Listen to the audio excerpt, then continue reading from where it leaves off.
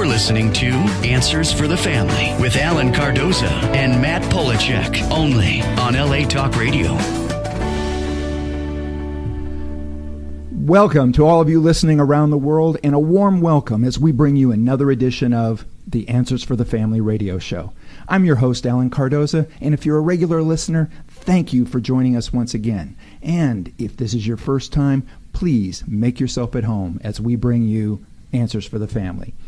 Now, this show will address issues such as locating your runaway teen, family crisis intervention, building self-esteem, dealing with addictions, and so much more. Now, having over 30 years experience working with families in crisis, I've been fortunate to meet and work with some of the top professionals in many of the helping fields and skilled authors who are all working to make this world a better place for all of us.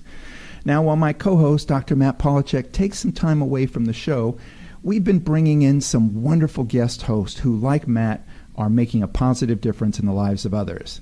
Now, today I'll be operating solo, but please check out some of our past shows to hear some informative and entertaining guests, as well as some dynamic co-hosts.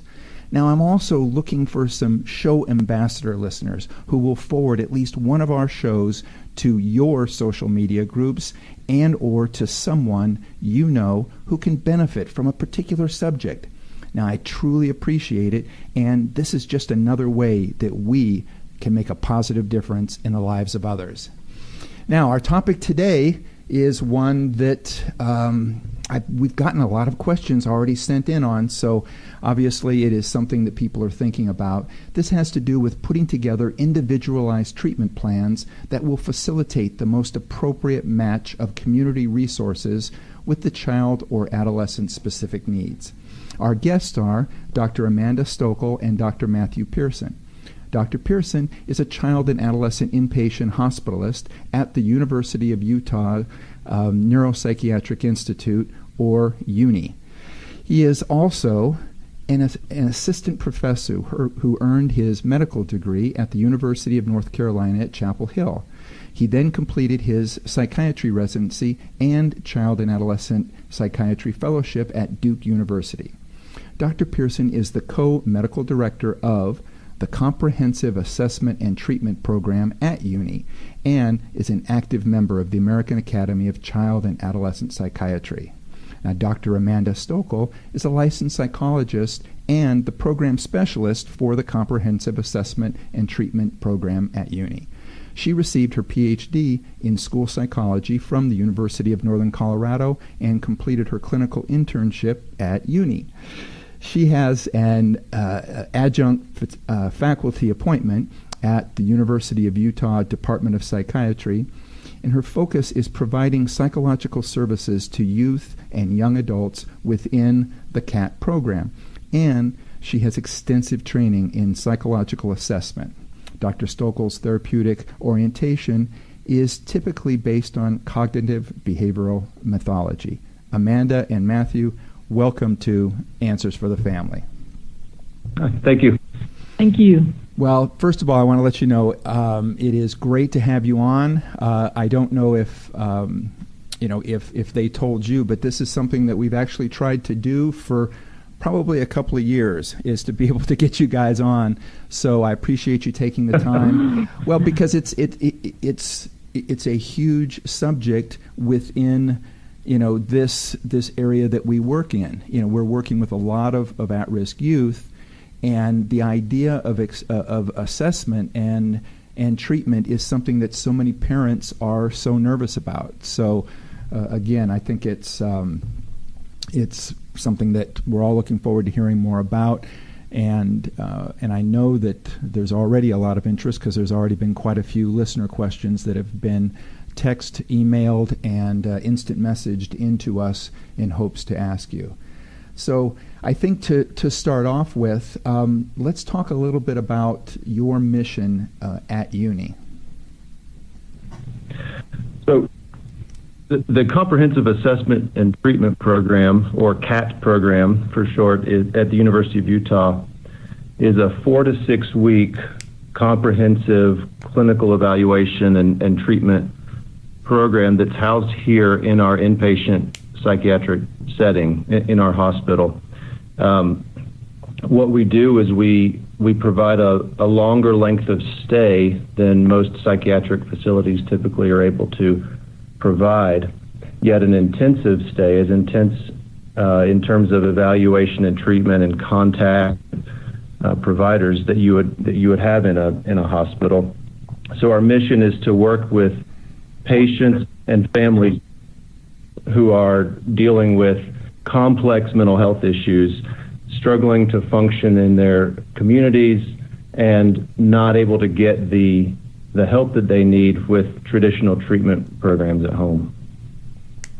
And Amanda, what would you add to that? I would add that a lot of the families that we serve, they've made heroic efforts to try to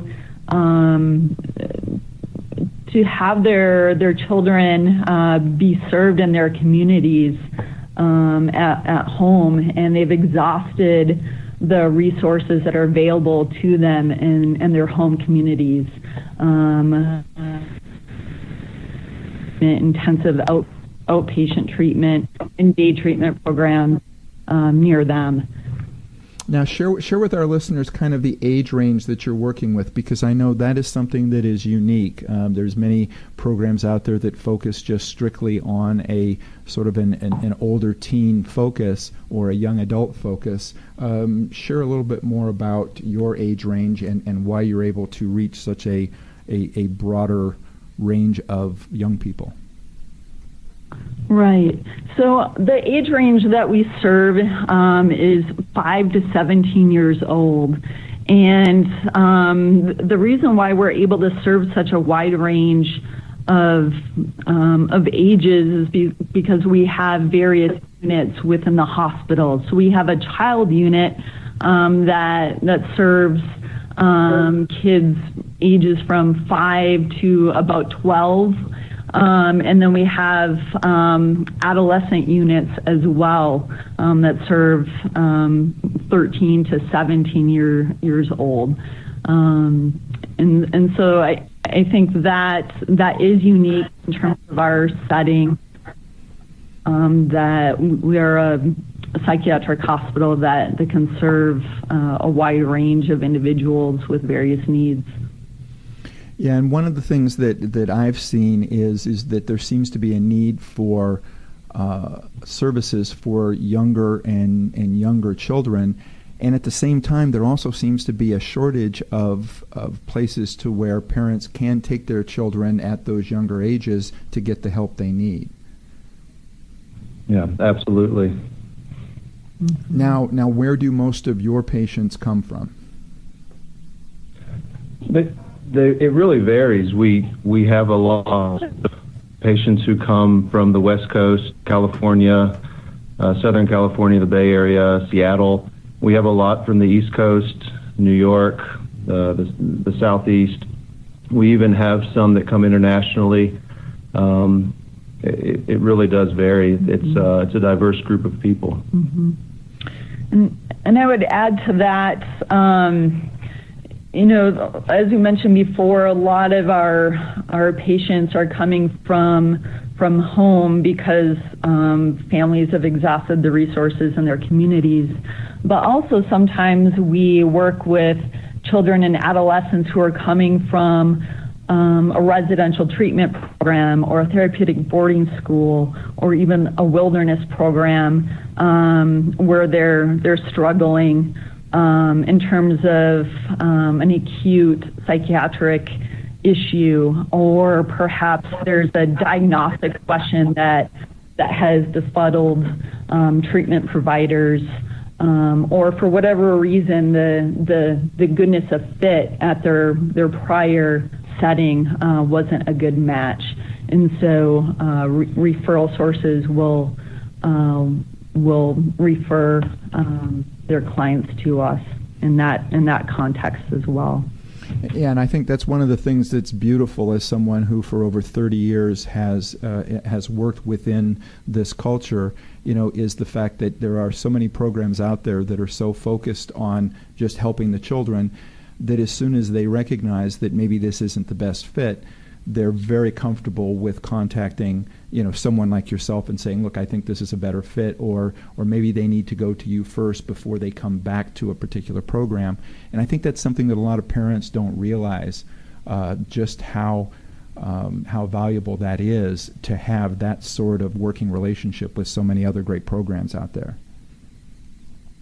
Right. I think over the years we certainly have, established relationships with, various residential treatment programs, therapeutic boarding schools, and wilderness programs where, we're able to provide that diagnostic clarity or reevaluate medications, and then return the child or adolescent back into that environment with providing direction for perhaps tweaking a therapeutic modality or suggesting a new medication, and so that individual is able to be successful in their original environment.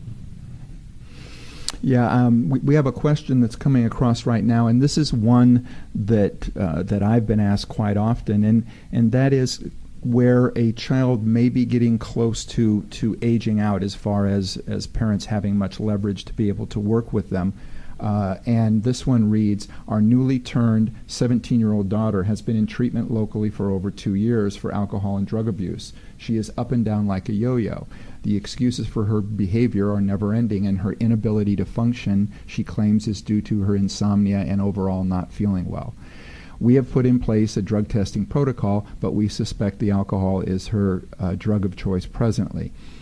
She will turn 18 in less than a year, and I am pushing my husband to send her to a boarding program before we no longer have any say in her life. We are hoping you will share how your program would work with someone like her, and most of all, do you think we are too late to make a difference in her life? And this is from Brittany in California. Well, that's a great question, and we actually, well, first, no, you're not too late. We work with families in this same situation quite often, especially when you have patients who are 16, 17, you feel like you're running out of time, and in some ways you are, but it's not too late to get someone pointed in the right track.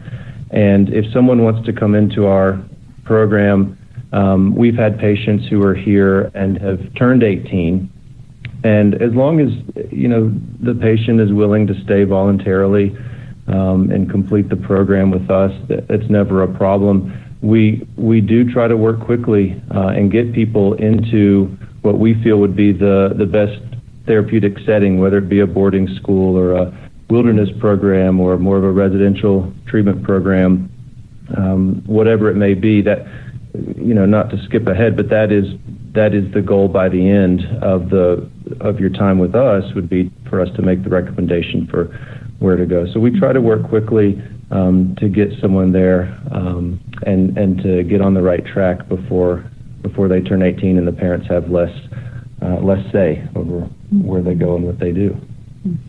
Yeah, I think you make a great point, and I think a lot of that has to do with the trust that once that young person is in your program, as they start to recognize that they are doing better and that there becomes a trust and a bond, you get that situation in which they now feel as though there's so much positive going on in their life that they want to stay, they want to make that decision to stay even after they're 18, because they can see that is something that's really working well for them. And I think that speaks volumes about your program and many of the other programs that are set up that way.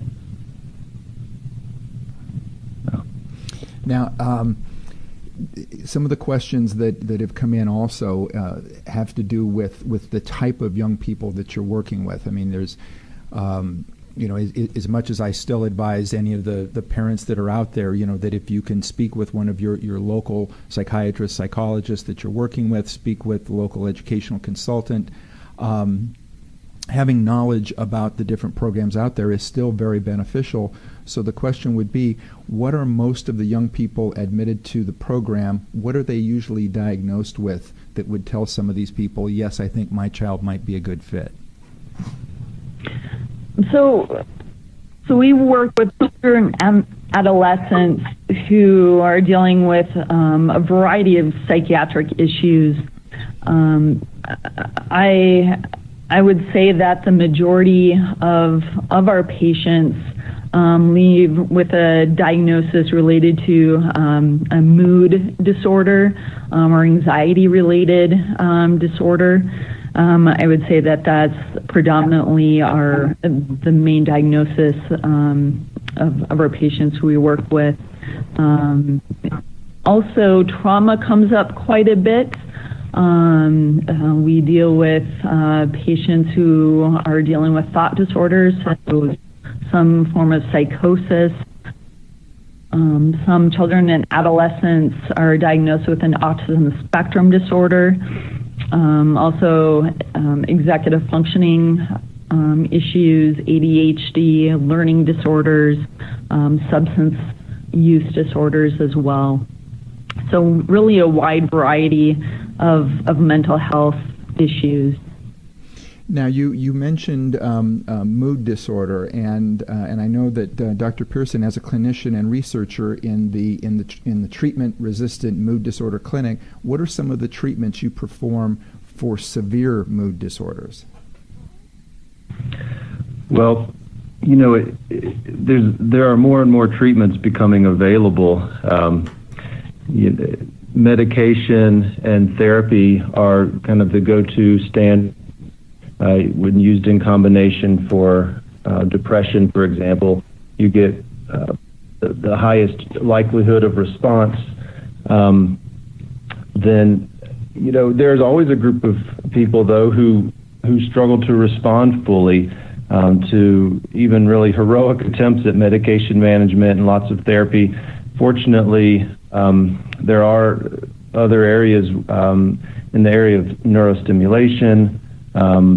So a lot of people are surprised to hear, but there are treatments like electroconvulsive therapy, what we used to call shock therapy. Electroconvulsive therapy, or ECT, has been around since the 1930s. It's predominantly used in adults. We have occasionally treated adolescents who have severe mood disorders or who have catatonia is another diagnosis that it can really, in a lot of cases, be almost a miraculous treatment for. TMS, or transcranial magnetic stimulation, is a newer modality that stimulates a certain part of the brain with an electromagnet. We do that here as well. And this is not predominantly the CAT program. We're a full psychiatric hospital. And you'll find most large hospitals will have these kinds of treatments available to them.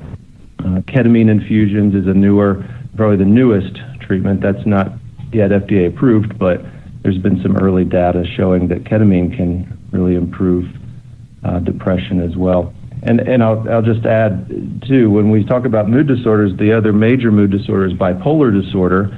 That is a somewhat controversial but really important area of child and adolescent psychiatry to be aware of. Bipolar disorder is very real, and usually it does onset in, if not early adulthood, in late adolescence. So sometimes when people are depressed and not getting better, we do wonder about an underlying bipolar illness.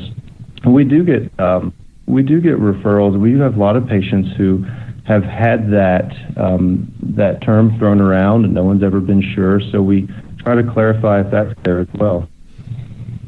Now, you bring up a good point about that term being thrown around, because it certainly is. Now, for many of the parents that are out there that have heard that term but don't really know what it means, explain a little bit about what that term means, what their professional is diagnosing. Bipolar disorder specifically? Yes. Yeah, so, depression, we all have a good sense for what depression is. So someone has a prolonged period with sadness, tearfulness, a low mood, not interested in things, your energy's low, You feel badly about yourself. You feel guilty all the time. It's harder to focus. Everything seems to kind of slow down, and quite often you think about suicide. In bipolar disorder, the simplest way to describe it is that people also swing the other direction, and they can have episodes of an elevated mood where they feel really good. In fact, not just good, like, it's a good day and I feel good, but, abnormally good, really silly and energetic, maybe not needing to sleep as much because they're so energetic. So staying up all night and just continuing to keep going for several days, talking a lot more, lots of goals, lots of activity. It's a real change from their baseline and for what you would normally expect. And if you have that, we call that a manic episode. If you have a milder form, we would call it a hypomanic episode. But in both cases, there are clear elevations in mood. Sometimes it's really hard to tell because, teenagers can all act impulsively and energetic and want to stay up all night sometimes. So that's an advantage to our program, again, in a 4 to 6 week program where we have 24/7 staff, daily contact with the physicians and with the psychologists and social workers. We're all paying close attention to what you're doing, and we're keenly observing you. Now you mentioned the CAT program, and so who is involved in a patient's care while at the UNI CAT program? So, as if you were now talking to some parents that were thinking, I think my child might be a good fit for this. Kind of walk through some of the questions you would have for them, and then what you would explain to them as to who is going to be involved with their child. Sure. So we take a very multidisciplinary approach in terms of our program. So our treatment team consists of a psychiatrist, a psychologist, and social worker. That's our primary treatment team. The psychiatrist is meeting with the child or adolescent on a daily basis. The psychologist meets with the child or adolescent 4 times a week, and then the social worker is meeting with a patient on a daily basis as well. So the psychiatrist, his or her role is providing help with the medication evaluation, any medical issues that arise. The role of the psychologist is providing individual and family psychotherapy and also conducting a comprehensive neuropsychological evaluation with a patient. I think that is something I think that sets us apart. A lot of other assessment type programs, the assessment is being done by someone else other than the person conducting the therapy. And it's really nice having the psychologist conducting the assessment and conducting the psychotherapy to really integrate the results of the assessment into therapy. The social worker's role is providing a lot of communication with the family, the referral source, pass-through programs, and then really helping to provide direction for that next step. So communicating with the next program, really being that liaison in terms of the next step for that patient. Other people who are involved in our multidisciplinary approach, expressive therapy. So our children and adolescents are receiving a lot of different expressive therapy groups during the day in terms of art and music and recreational therapy groups. Nursing is also very much involved in terms of the day-to-day activities of our patients. We have a dietitian who's meeting with our patients when nutrition issues come up in terms of implementing specific meal plans. We have an education specialist who provides an academic experience every day for 75 minutes. And we use that time as an assessment tool to assess learning styles, their executive functioning. We know that school is a big trigger for a lot of our patients, so it's really nice to have that be part of our assessment so we can talk to future programs about what works well, what doesn't in terms of one's academic functioning. Yeah, you mentioned the dietary aspect of it, and there's so much new information now coming out as to how diet is affecting us in so many different ways. Share a little bit about what you're doing from a dietary standpoint and how that has become so valuable in the assessment portion of this.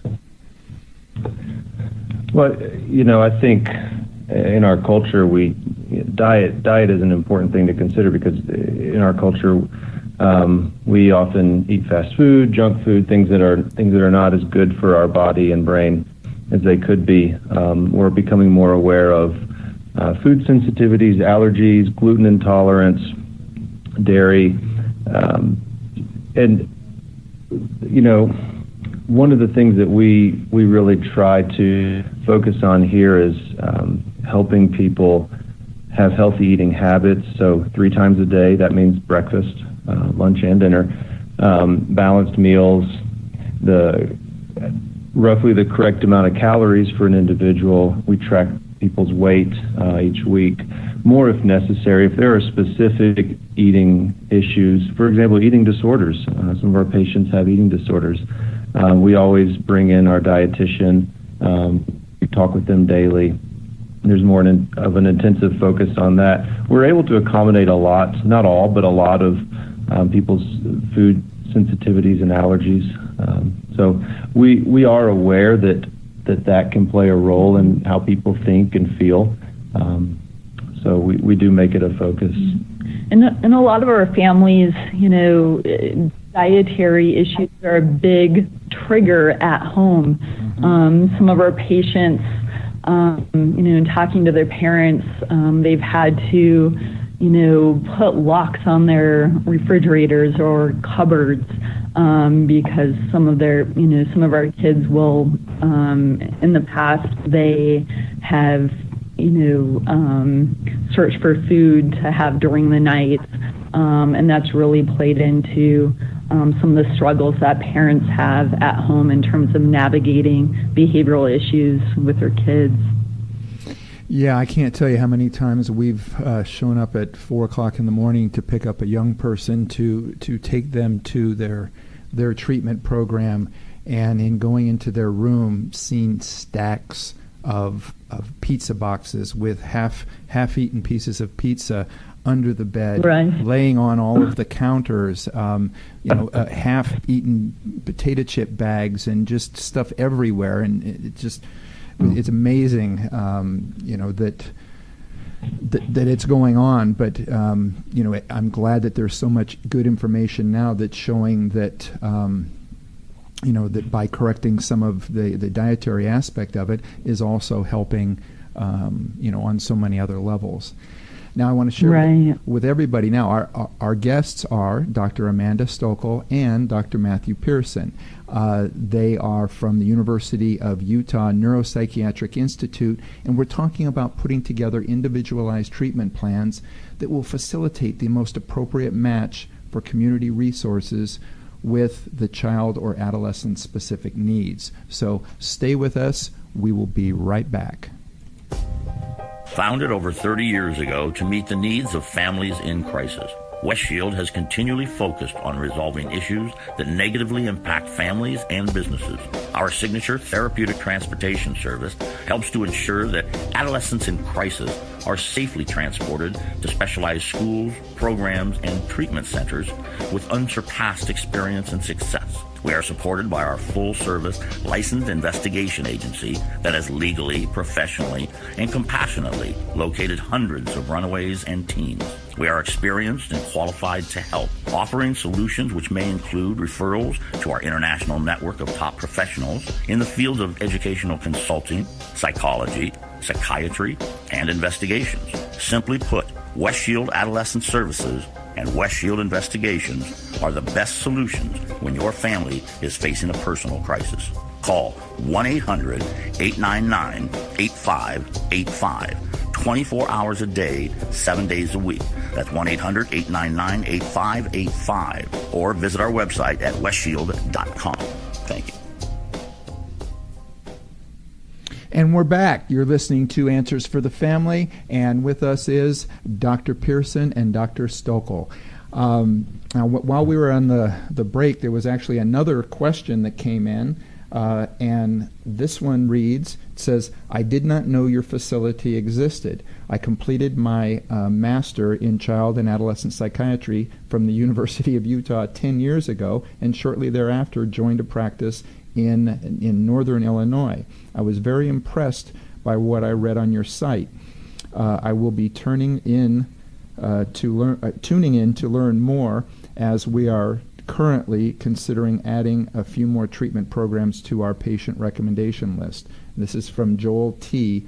in Idaho. So thank you, Joel T., for the comments, the positive feedback.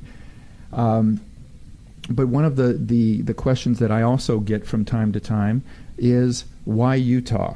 Now, and I have some of, I believe I know what the reasons are, but share with our listeners, why Utah? We think there's a handful of reasons, advantages, and nice things about where we are in our location. As far as the health system, the University of Utah health system, there's one of the major organizations that evaluates and ranks hospitals in terms of quality. The Vizient Quality and Accountability Program. They, for maybe a decade now, University of Utah health system has been in the top 10 nationally. In terms of quality, and last year actually was the number one program, number one health system in the nation in their rankings. And I can tell you, on a more personal level, I've been really impressed after working in a few different hospitals. What stands out to me about our health system, the staff are fantastic. There's a real dedication to patient care. People really care. There's a real desire to coordinate and to communicate well. As far as the clinicians, the University of Utah, we say the U, recruits top clinicians from around the country. So the program is really strong. Our psychiatric hospital is a freestanding hospital that's just about a mile down the road from the main hospital. It's a beautiful building. Lots of big windows with natural light. We literally back up to the Rocky Mountains, so you can look out one side and see the Salt Lake City Valley with the lights at night, and you look out the other side and you see these snow-capped mountains literally right behind you. So it's a beautiful place to live and work, and for our patients, we're able to take advantage of that with our programming. So we have a ropes course here on the campus, but also there's hiking trails, things like that. And when families come to visit, if they're from another state, which most of them are, when they fly in to visit, they take advantage of that, whether it be skiing in the wintertime or hiking during the other seasons, or even we're in Salt Lake City, so going downtown and having dinner, going to see a Broadway show, it's a really nice setting as well. Yeah, and I think another advantage is the fact that in many cases for a lot of these young people, just kind of getting out of the environment that they were in. Share how valuable that is, where they don't have the influences that they maybe had while they were in whatever city they came from. Yeah, I think that's really important in terms of getting an accurate assessment, because as we know, there are a lot of environmental variables that influence one's behaviors and mood issues. So yeah, I think that's very important. Along with what Dr. Pierson mentioned, in talking to some parents who are considering having their child or adolescent come here, sometimes they're hesitant about having their child or adolescent be in a hospital in the 4 to 6 week assessment process, that they don't feel that their child or adolescent's behaviors or problems are severe enough to warrant hospitalization. And I think some parents have some preconceived notions about what a psychiatric hospital might be. But as Dr. Pierson mentioned, we've tried to be very mindful in terms of our hospital, in terms of using a lot of natural light, having it be a very much a healing environment for our patients. So I think when parents who come to tour visit the hospital in terms of their decision-making process about whether or not to admit their child or adolescent when they're here, I think that they understand that, and that I think that's really helped them to feel at ease in terms of having their child or adolescent be here. Yeah, that makes perfect sense. Now let's say that we've now gotten to the time in which it's been 4 to 6 weeks. What happens after the comprehensive assessment and treatment program is complete? So for the parents out there, what can they, and I don't know if expect is the right word, but I mean, what can they expect in regards to the next step? Mm-hmm. So we look at all options in terms of what is going to be most appropriate for that child or adolescent and their family.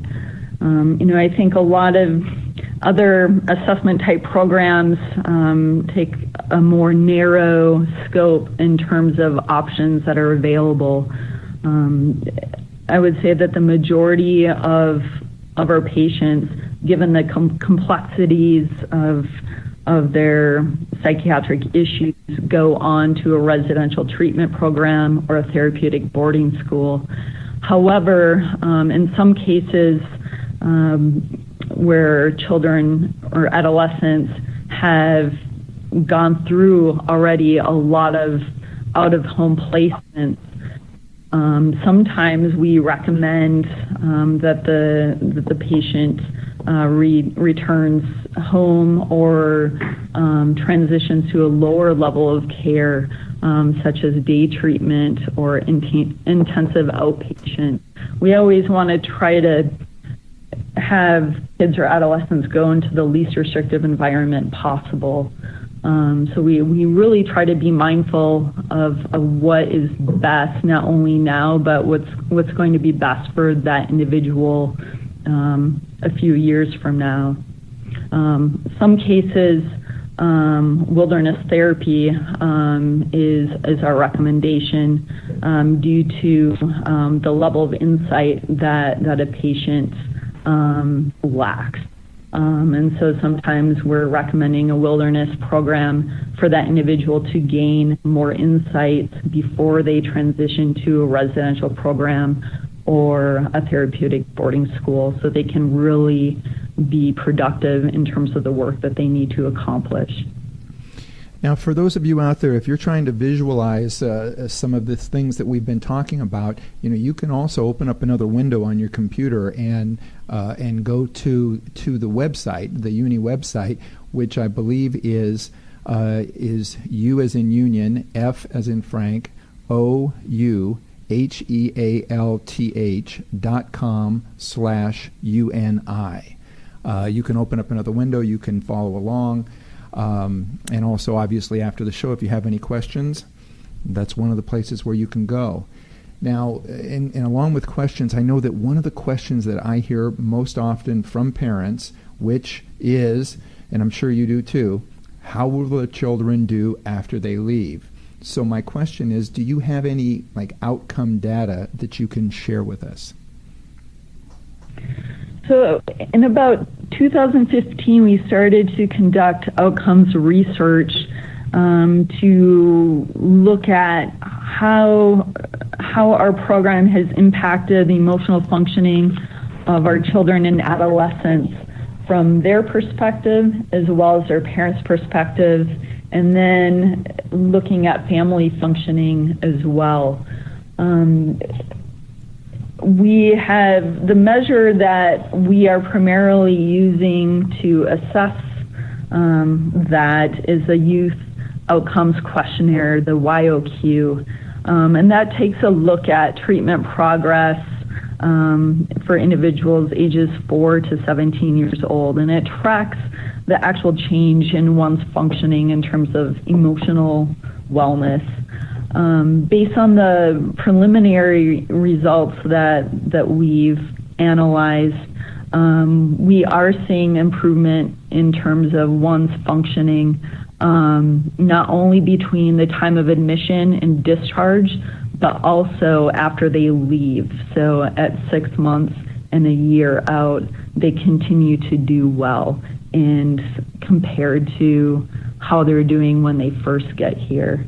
And I'm really excited to do more analyses around this data as our sample size increases over the next year or so. Yeah, I think that's very important, and it's good that you're looking at it. You're recontacting them 6 months afterwards or 12 months afterwards to see that things are still functioning on a very positive level. Now we've got I'm trying to look. We've got about 8 minutes left, and I've got more questions that are coming in, listener questions. Two of which seem, unfortunately, very topical of kind of what's going on in the world these days. This one reads, my friend's 16-year-old son posted on social media that he was going to come to school on 2 specific dates in September with a gun and shoot his classmates. The school expelled him at the end of last year. The family never put him in treatment until just recently when he started posting again, and the police got involved. Do you take adolescents who appear to be a danger to society, and if so, how can you protect the other patients if he were to become violent? Yes, the short answer, yes, we absolutely frequently are working with youth who have made threats, homicidal threats, threatening on social media to kill their classmates. That unfortunately is a reality, and we do work with those patients and families. Obviously, safety is the number one issue with everyone. So, the benefit of an inpatient hospital is that it's a very safe environment. The patients, the youth in our facility, they have very limited access to anything that they could harm themselves with or other people with. Our staff are constantly thinking about that. And there's a really good ratio of staff to patients as well. So it's a safe environment.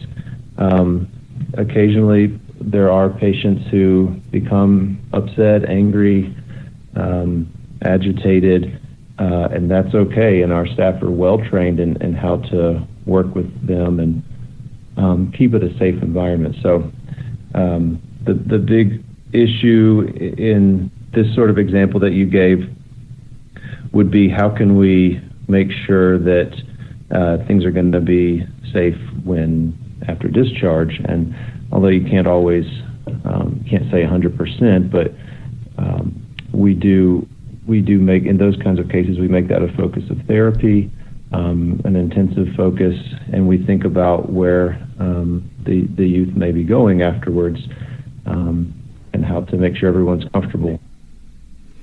Yeah, and I think to share also with this this listener, again, thank you so much for this question, is I ended up working with a young man who who was transported to a program, not by us, but by another company, to a program, and it was prior to the Columbine shooting, and there was a lot of media attention drawn towards this because he was taken to a program in another country, and there was a lot of very negative information, and it wasn't until I met with him and then took him to Sacramento and met with some politicians that he told his story. He told it on video and he told it in person.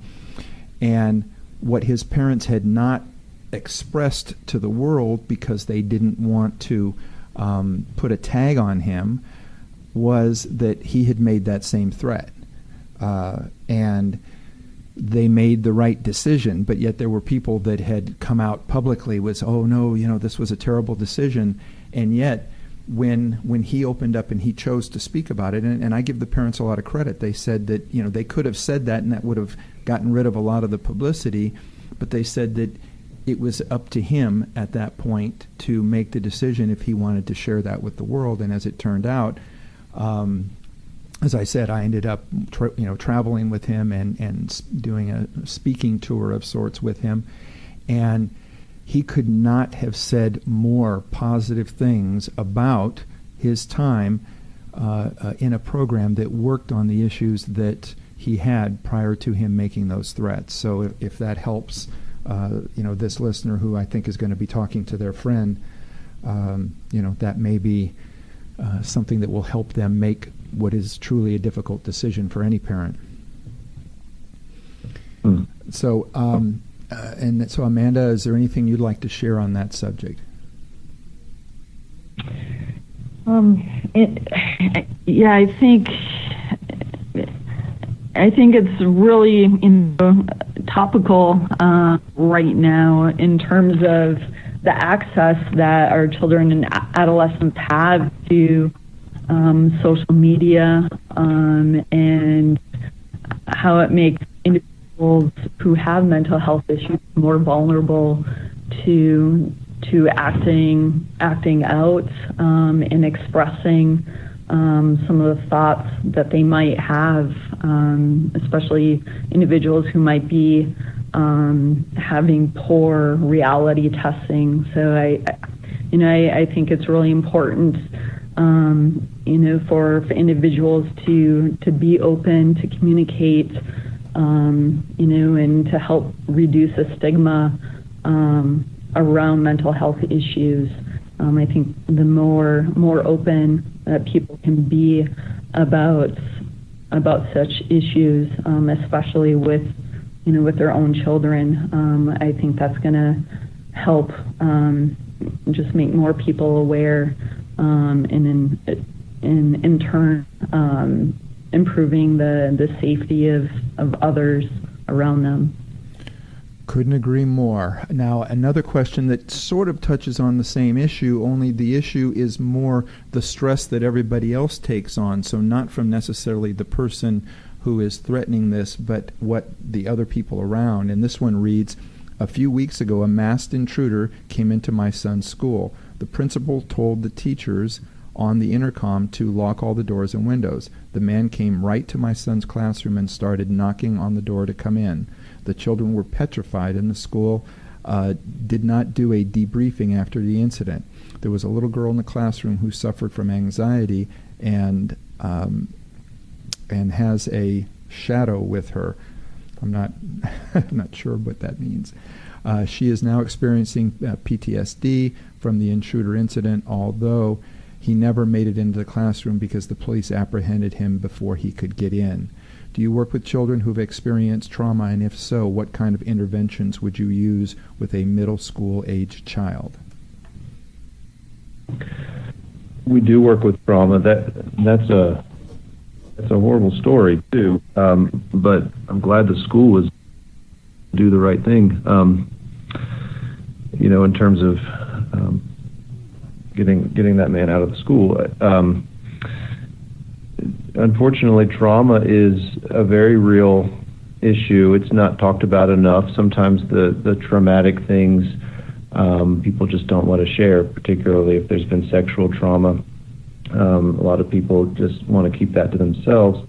And actually, we've had plenty. Well, after mentioning that, I just want to say that we've had plenty of instances where we're all scratching our heads trying to understand what's going on with youth, and then it comes out that there has been trauma in the past that was just never disclosed. So in all instances, though, we provide a very safe, validating environment where we work to make youth feel comfortable with discussing what's happened to them.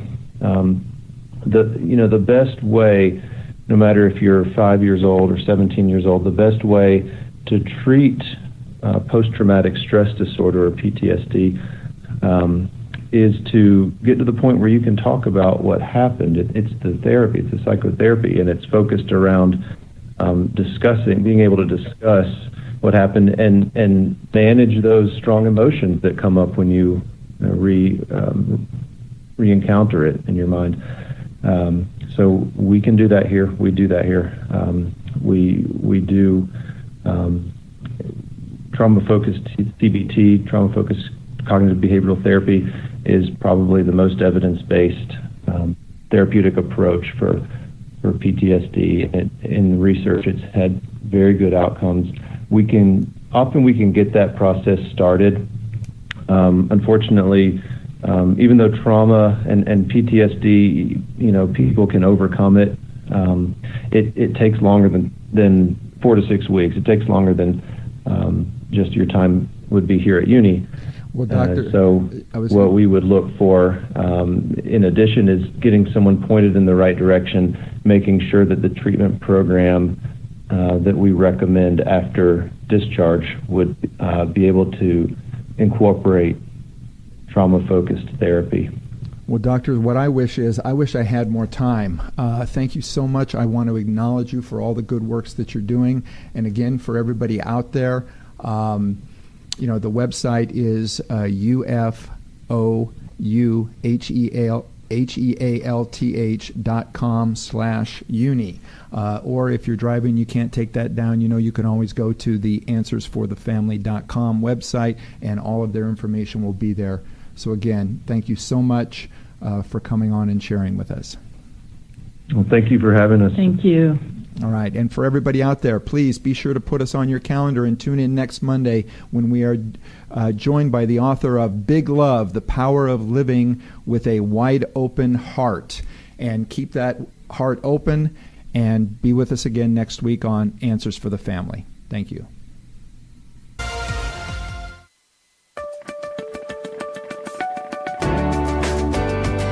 You're listening to Answers for the Family with Alan Cardoza and Matt Polachek, only on LA Talk Radio.